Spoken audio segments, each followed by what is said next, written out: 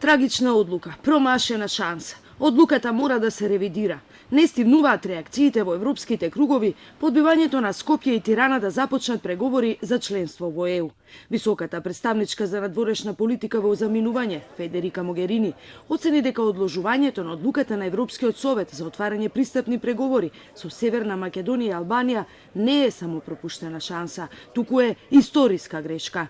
Сумирајќи ги резултатите од минато неделните состаноци во Брисел, Могерини на својот блог во текст насловен "Две одлуки, една грешка" истакнува дека шефовите на држави и влади ја одложија одлуката за преговори и покрај извонредниот напредок што го постигнаа двете земји и позитивната препорака од Европската комисија. Тоа е повеќе од пропуштена шанса, тоа е историска грешка што се надевам дека наскоро ќе биде поправена, вели Могерини. Владеачката германска коалиција ЦДУ-ЦСУ смета дека патот на ЕУ останува отворен за Северна Македонија и Албанија и покрај негативниот исход од минато неделниот состанок на Советот на ЕУ.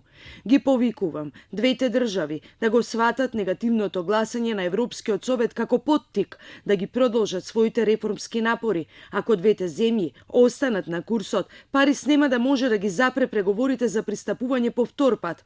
Германија ја поддржува и стои зад европската перспектива на Западен Балкан, вели Јохан Вадефур, заменик председател на парламентарната група ЦДУ-ЦСУ. Парламентарниот известувач Кристијан Шмидт пак смета дека негативната одлука на Европскиот совет мора навремено да се ревидира. Треба да се признаат постигнувањата на земјите, промена на името и сопфатна реформа на судството, а тие треба да продолжат да ги спроведуваат реформите и да ги отстрануваат недостатоците, вели Шмидт во изјава објавена на веб страницата на ЦДУ-ЦСУ. Поранешниот грчки премиер Ципрас утрово со критики на Фејсбук од актуелната грчка влада дека е пасивна и игра улога на статист во регионот.